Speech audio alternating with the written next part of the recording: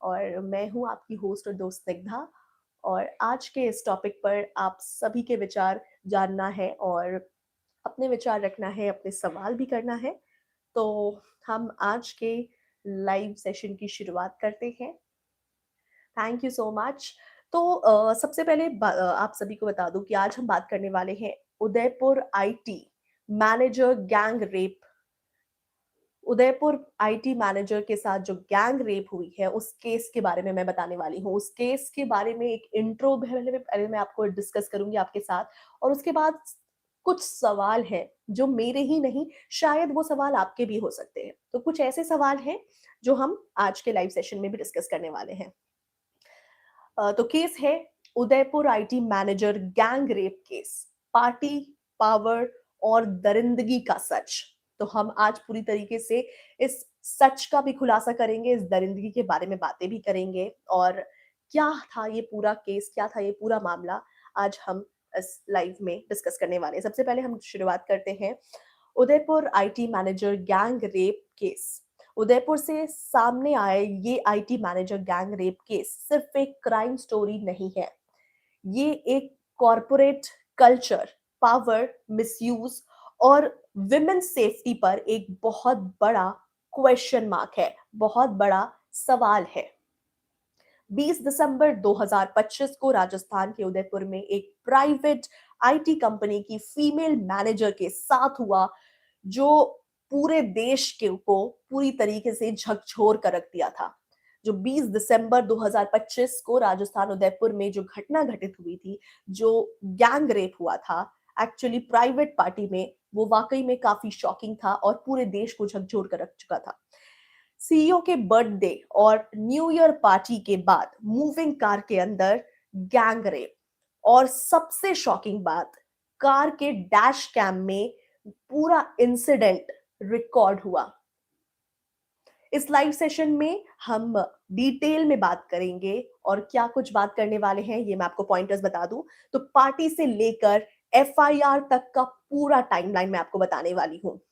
CEO, senior executive और उसके husband पर क्या आरोप लगाए गए, डैश कैम फुटेज का लीगल इंपॉर्टेंस क्या है, मेडिकल रिपोर्ट और एफआईआर के की पॉइंट्स, भारतीय न्याय संहिता सेक्शन 71 का ब्रेकडाउन, क्या कॉरपोरेट पार्टीज वाकई में सेफ है या नहीं, क्या बिना प्रूफ के विमेन की आवाज सुनी जाती है, क्या वाकई में हर बार महिलाओं को प्रूफ करने के लिए कुछ ना कुछ प्रूफ लाना पड़ेगा, या वाकई में उनकी आवाज सुनी भी जाती है बिना प्रूफ के।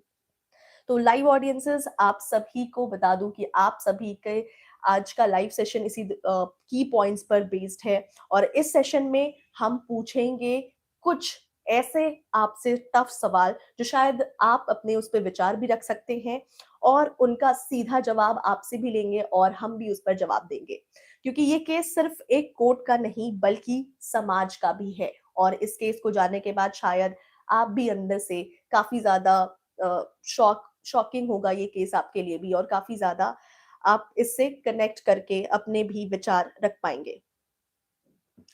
सबसे पहले तो आपको मैं एक डिस्क्लेमर बता दूं, डिस्क्लेमर दे दूं कि ये वीडियो जर्नलिस्टिक एनालिसिस और पब्लिक अवेयरनेस के लिए है। किसी भी तरह का ग्राफिक या सेंसेशनल कंटेंट नहीं दिखाया गया है। विक्टिम की आइडेंटिटी पूरी तरह से प्रोटेक्टेड है। अगर आप चाहते हैं कि जस्टिस, अकाउंटेबिलिटी और सिस्टम रिफॉर्म को एक, तो आप सभी ज्यादा इस लाइव को देखें और सबसे ज्यादा इस लाइव को शेयर कीजिए, ताकि ज्यादा से ज्यादा लोग अवेयर हों और अपने विचार हम तक शेयर कर सके और अपने आवाज उठा सके। टॉपिक्स कवर्ड, जो कि हम आज टॉपिक कवर करने वाले इस लाइव के दौरान, वो है Udaipur gang rape case full story, corporate power and women safety, dash cam evidence explained, dash cam evidence के साथ साथ what's the importance of dash cam, FIR and medical report analysis, legal consequences for accused, and सबसे interesting part है audiences का question and answer session, जिसमें हम सवाल करेंगे और आपके जवाब जानेंगे। लाइव के दौरान चैट में आप अपने ओपिनियन ज़रूर रखिए, आप अपने ओपिनियन ज़रूर दीजिए, ताकि हम ज़्यादा से ज़्यादा इस मुद्दे पर कनेक्ट कर पाएँ और आपके विचार भी सुन सकें। क्या कॉर्पोरेट पार्टीज़ रेगुलेटेड होनी चाहिए? आप अपने विचार जो है इस लाइव के दौरान कमेंट सेक्शन में रख सकते हैं। क्या कॉर्पोरेट पार्टीज रेगुलेटेड होनी चाहिए? क्या पावर के साथ अकाउंटेबिलिटी कम हो जाती है? तो इस तरह के जो सवाल हैं वो हमेशा से लाइफ के दौरान मैं आपसे पूछती भी रहूँगी। और सबसे पहले आपके हिसाब से आपको क्या लगता है कि क्या कॉर्पोरेट पार्टीज जो है रेगुलेटेड होनी चाहिए और क्या पावर के साथ अकाउंटेबिलिटी कम हो जाती है? तो ये जो 2 सवाल हैं, ये मैं आपसे जानना चाहूँगी इस लाइव ऑडियंसेस के लाइव इंटरैक्शन के दौरान। आप अपने जो विचार हैं, वो लाइव के दौरान रख सकते हैं। सबसे बड़ी बात आप सभी को मैं हर दिन ऐसे कई लाइव सेशन में कई टॉपिक से रूबरू करूँगी और हर बार आपके विचार भी जानने की कोशिश करूँगी। तो अगर आपको बिंदास भारत का ये लाइव सेशन हमेशा से लगातार सुनते रहना है और आपको बेहद ही पसंद है, तो आप बिंदास भारत को सब्सक्राइब करना बिल्कुल ना भूलें, क्योंकि आप अगर इस तरह के लाइव सेशंस में जुड़ना चाहते हैं, कनेक्ट होना चाहते हैं, तो हमेशा से बिंदास भारत को सब्सक्राइब कीजिए और साथ ही साथ आप अगले किस टॉपिक पर अ, हम ये डिस्कशन करें, आप इस तरह के कमेंट्स भी कर सकते हैं कि आप किस टॉपिक पर नए डिस्कशन अगला पसंद करेंगे। तो सच, सवाल और संवेदना का साथ जर्नलिज्म के लिए आप सभी को बता दूं कि सच, संवेदना और पूरी तरीके से एक डिटेल प्रूफ के साथ हम आपको रिसर्च के साथ एक फैक्ट्स एंड फिगर्स के साथ हम आपको पूरी डिटेल बताते हैं। तो आप हमारे चैनल को भी सब्सक्राइब कीजिए के केसेस को जानने के लिए, रिपोर्ट्स को सुनने के लिए। फिलहाल लाइव के दौरान मैंने आपसे 2 सवाल किए हैं, आप अपने विचार रख सकते हैं। एक बार फिर से मैं वो 2 सवाल दोहरा देती हूँ और वो 2 सवाल है कि क्या कॉर्पोरेट पार्टीज़ रेगुलेटेड होनी चाहिए? ये एक पहला सवाल है और दूसरा सवाल ये है कि क्या पावर के साथ अकाउंटेबिलिटी कम हो जाती है? तो आप इस लाइव के दौरान ये 2 सवालों का जवाब भी दीजिए। तब तक हम आगे बढ़ते हैं और हम इस पूरे केस को डिस्कस करते हैं कि आखिरकार ये क्या केस था, क्या था पूरा मामला। काफ़ी लोग जुड़ चुके हैं लाइव के दौरान, बहुत-बहुत स्वागत है आप सभी का। अ, फ फैन फैन यानू बोल रहे हैं, "women feeling unsafe in India under BJP." Pramod Qadri बड़ी, कैसे हो? Thank you. बहुत अच्छी हूँ। स्पीडी गो प्रोग्राम अभी चालू हुआ है क्या? बिल्कुल स्पीडी, आप बिल्कुल टाइम पे हैं, क्योंकि अभी फ़िलहाल मैं बस केस डिस्कस करना शुरू करने वाली हूँ। तो आइए केस पर एक बार फिर नज़र डालते हैं। और तो Udaipur IT manager gang rape case, power party और सिस्टम की नंगी सच्चाई। तो हम पूरी तरीके से इस सच्चाई पर ब्रीफ डिटेल में बात करेंगे। तो दोस्तों, आज जो कहानी मैं आपको बताने जा रही हूँ वो सिर्फ एक रेप केस नहीं है।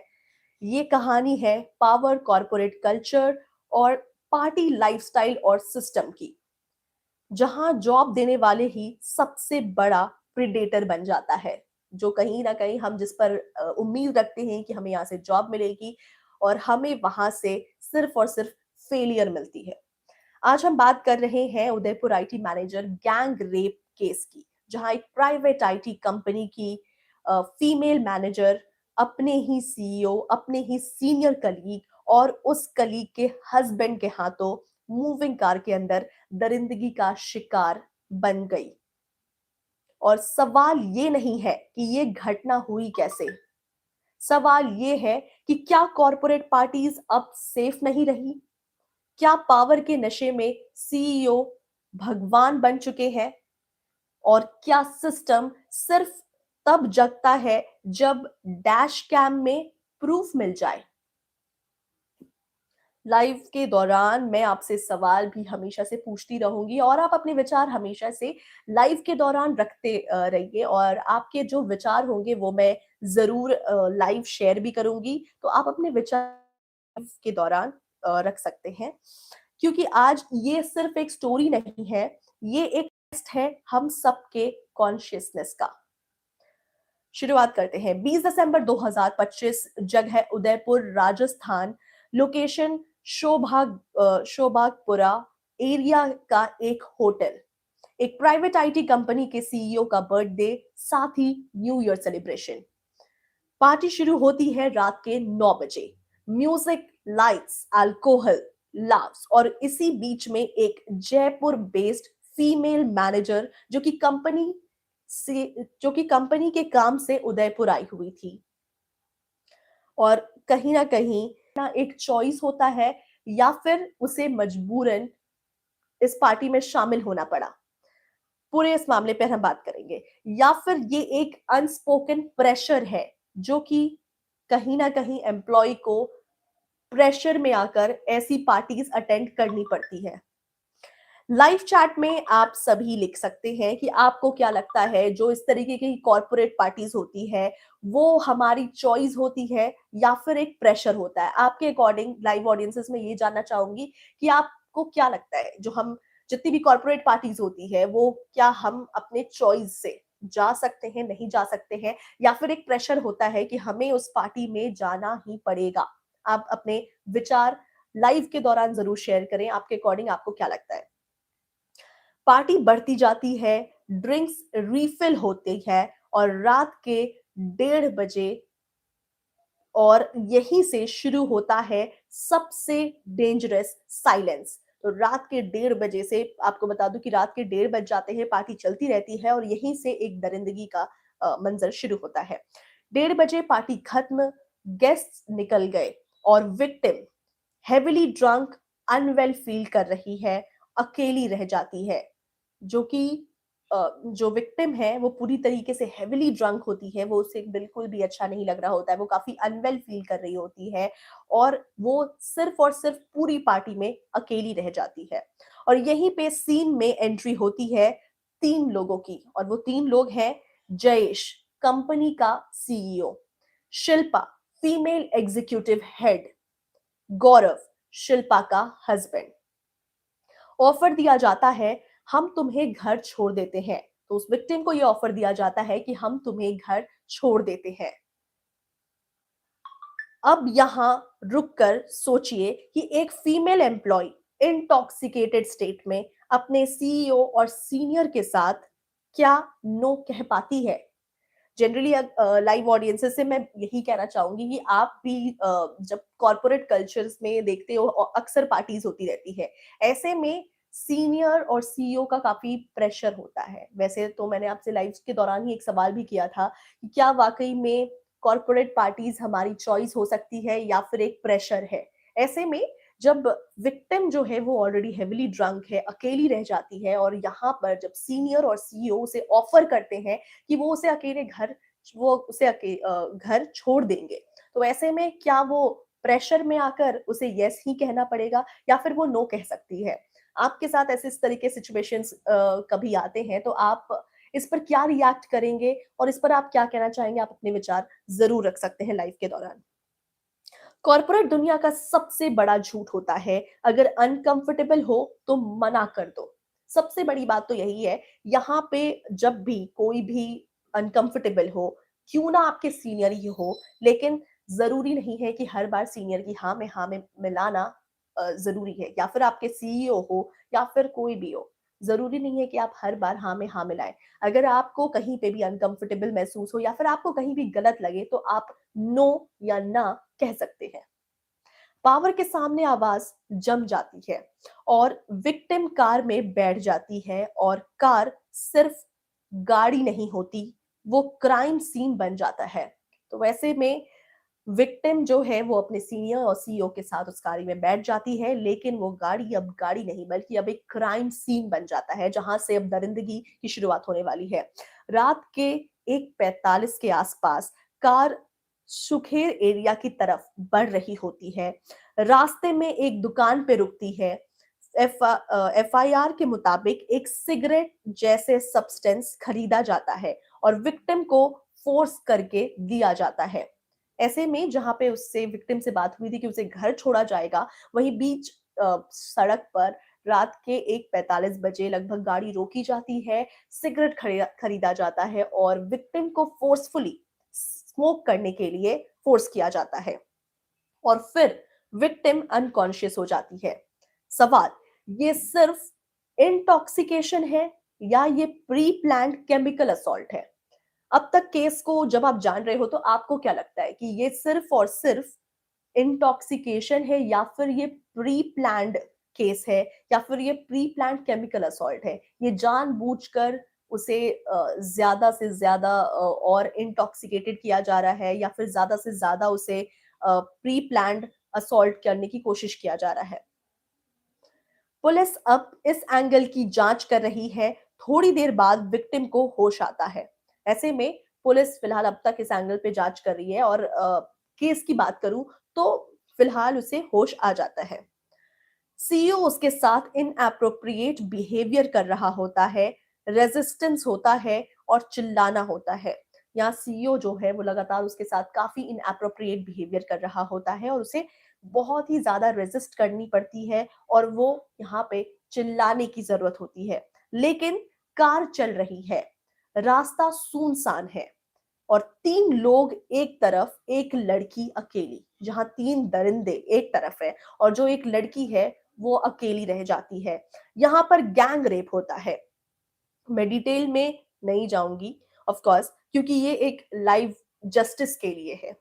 अ, वैसे बस इतना ही समझ लीजिए कि इंसानियत हार जाती है। आप इमेजिन कर सकते होंगे जब आपको मैं ये बता रही हूँ कि आप इमेजिन कर सकते होंगे जहाँ पर एक अकेली लड़की रह जाती है और 3 दरिंदे लगातार जो कि गैंग रेप कर रहे हैं उसके साथ एक तरफ होते हैं। यहाँ पर ज़ाहिर-सी बात है कि इंसानियत हार चुकी है और हार जाती है। पावर अक्सर जीत जाता है। यहाँ पर आप देख रहे हो कि 3 दरिंदे हैं और सीईओ है, सीनियर पोस्ट पर है, सीनियर एग्ज़ीक्यूटिव्स हैं और क्योंकि वो एक नॉर्मल सी एम्प्लॉयी है, जो कि पोज़ीशन वाइज़ भी जूनियर है, तो यहाँ पर एज़ यूजुअल पावर एक बार फिर हारता हुआ दिख रहा है। और अब आता है इस केस का सबसे इम्पोर्टेंट ट्विस्ट। कार में डैश कैम लगा हुआ था। ऑडियो प्लस वीडियो, हर आवाज, हर मूवमेंट, सब कुछ रिकॉर्ड हो जाता है। अब सवाल, अगर डैश कैम नहीं होता तो क्या ये केस एफआईआर तक पहुंचता? आपको क्या लगता है कि अगर डैश कैम उस गाड़ी में मौजूद नहीं होता तो आपको लगता है कि ये केस एफआईआर तक पहुंच पाता? आप अपने जवाब, अपने विचार ज़रूर रखें इस लाइव के दौरान कि डैश कैम इस केस में कितना इम्पोर्टेंट रोल प्ले कर रहा है, यानी कि डैश कैम का होना कितना ज़रूरी है और वाक़ई में इस केस में ख़ासकर काफ़ी इम्पोर्टेंट रोल प्ले कर रहा है क्योंकि जिस तरीके से हर एक मंज़र की ऑडियो और वीडियो पूरी तरीके से रिकॉर्ड हुई है उस डैश कैम में। तो मैं आप सभी लाइव ऑडियंसेस से ये एक्सपेक्ट कर रही हूँ कि आप बताएँ कि अगर डैश कैम नहीं होता, तो क्या ये केस एफआईआर तक पहुँचता या नहीं? हाँ या ना, आप इसमें जवाब लिखें। वैसे इस लाइव के दौरान काफ़ी लोग जुड़ चुके हैं और कौन से केस हैं? उदयपुर आईटी मैनेजर केस है जो कि मैं डिस्कस कर रही हूँ फिलहाल। प्रमोद जी, मैंने आपको बताया कि ये Udaipur IT manager gang rape case है जो कि मैं फिलहाल डिस्कस कर रही हूँ और ये मैंने पूरी टाइमलाइन बताई है केस की कि किस तरीके से, किस मोमेंट पर क्या कुछ हुआ उस लड़की के साथ, क्या कुछ बीत रहा था। फिलहाल आप सभी व्यूअर्स से एक ही सवाल है, आप ये बताएँ कि अगर डैश कैम मौजूद नहीं होता, तो क्या आपको लगता है कि ये केस एफआईआर तक पहुँच पाता या नहीं?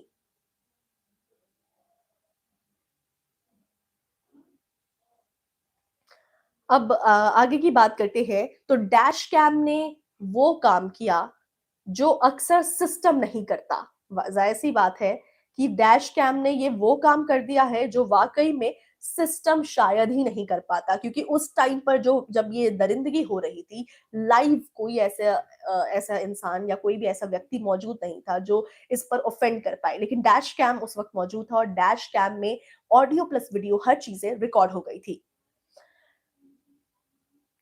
जो अक्सर सिस्टम तो नहीं करता ऑफ कोर्स, सच रिकॉर्ड कर लिया। विक्टिम को सुबह के 5 बजे के आसपास घर छोड़ा जाता है। जो विक्टिम को रात के 1:30 बजे पार्टी खत्म होने के बाद ये बोला गया कि आपको घर छोड़ दिया जाएगा, वहीं उस विक्टिम को सुबह के 5 बजे घर छोड़ा जाता है।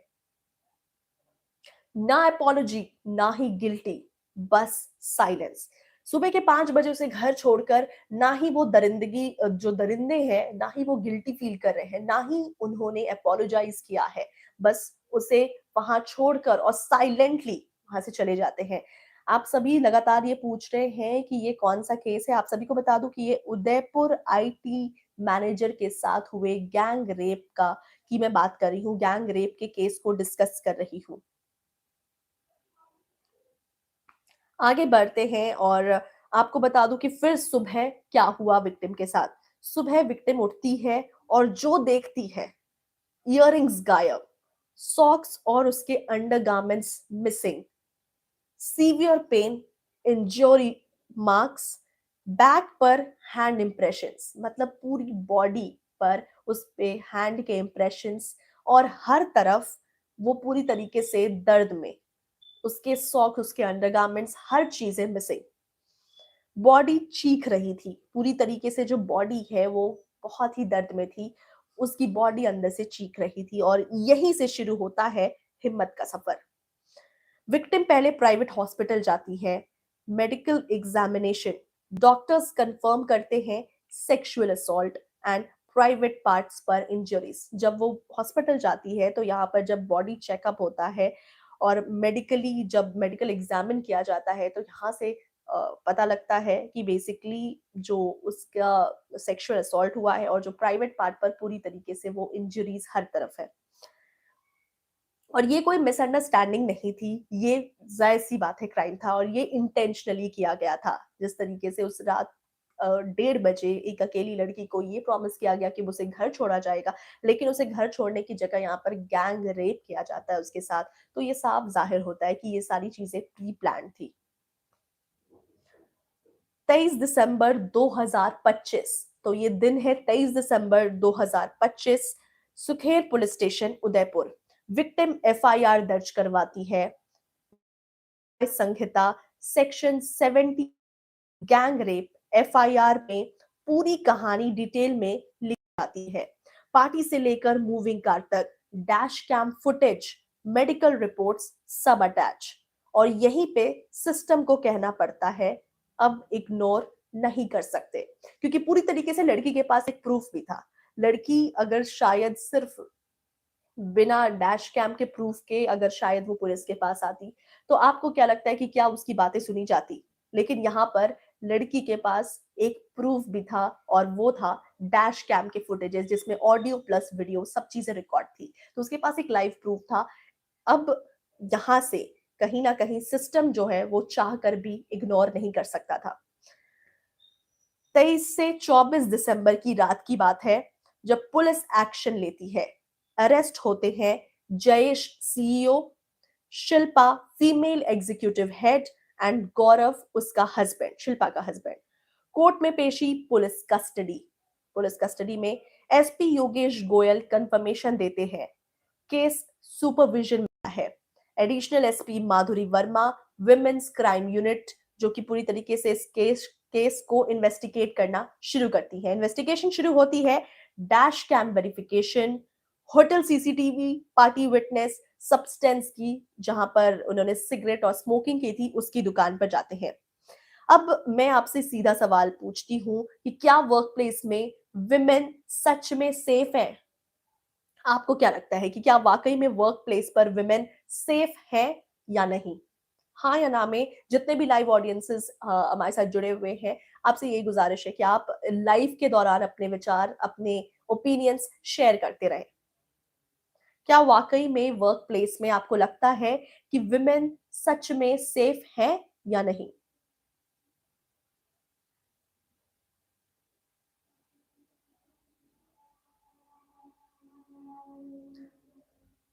हाँ, तो क्या वर्क प्लेस पे आपके व्यूज क्या हैं, आपके विचार क्या हैं कि क्या वर्क प्लेस पर विमेन वाकई में सेफ है भी या नहीं?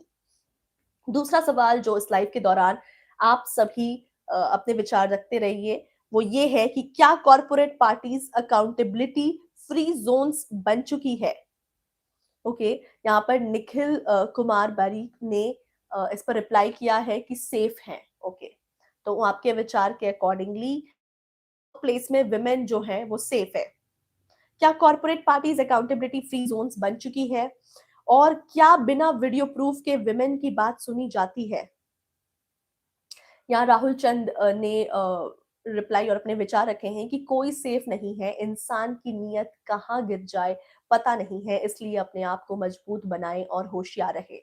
वाकई में सतर्क करने की जरूरत है, सतर्क होने की जरूरत है और लोगों में खुद अवेयरनेस क्रिएट करने की जरूरत है कि आप लोग खुद ही सतर्क रहें, क्योंकि वाकई में कब नीयत बदल जाए किसी की, किसी को नहीं पता। तो ब्लाइंडली ट्रस्ट करना बहुत ही मुश्किल है किसी पर। एक और सवाल है कि क्या बिना वीडियो प्रूफ के आपको लगता है कि उस महिला की बात सुनी जाती है? अगर उसके पास शायद वो डैश कैम फुटेज का वीडियो प्रूफ नहीं होता, तो क्या वाक़ई में सिस्टम उसकी बात सुनता और उस पे एक्शन लेता? आप अपने व्यूज़ और अपने ओपिनियन ज़रूर लाइव के दौरान रखिए। ये केस एक मिरर है कॉर्पोरेट कल्चर के लिए, सिस्टम के लिए और हम सब के लिए। अब आप सबसे बता दूँ कि आपको मैंने पूरी तरीके से ये केस बताया, इस केस के टाइमलाइन्स बताए कि क्या हुआ उस महिला के साथ, कैसे घटना घटित हुई, कैसे दरिंदगी हुई। अब ऐसे में तो ये सिर्फ़ एक विक्टिम नहीं थी ऑफ़ कोर्स, वो हिम्मत है और कहीं न कहीं डैश कैम कैमरा जो है वो सिर्फ़ कैमरा नहीं था, बल्कि वो एक इंसाफ का लाइव गवाह था इस केस में। अगर आज हम चुप रहे तो कल ये किसी के साथ भी हो सकता है, हम आपके साथ भी हो सकता है। तो ऐसे में चुप रहने की बिल्कुल भी ज़रूरत नहीं है। पावर को बिल्कुल भी भगवान मत मानो, कॉर्पोरेट कल्चर में अगर आप हो तो बिल्कुल भी आप ईज़िली हाँ और ना में जवाब दे सकते हो, यानी कि it's totally depends on your choice and ऐसे में साइलेंस को तोड़ो और आवाज़ उठाओ। तो कभी भी गलत हो रहा हो, कुछ भी अपराध हो रहा हो, क्यों ना आप अपने सीनियर्स के साथ हो, तो प्रेशर में आकर कभी भी इन चीज़ों पर हाँ नहीं बोलना चाहिए। अगर आप कंफर्टेबल नहीं हो, सेफ नहीं हो, तो उस पर नो बोल सकते हो। तो आज का ये लाइव बहुत ही बेहतरीन था। आप सभी से इंटरैक्ट करके बहुत अच्छा लगा। आप सबने अपने-अपने व्यूज़ रखे, अपने ओपिनियंस दिए। तो thank you so much guys और बिंदास रहें। इस तरह के लाइव सेशन और मेरे साथ स्निग्धा के साथ जुड़ने के लिए बिंदास भारत को सब्सक्राइब करें एंड फॉलो करें। Thank you so much.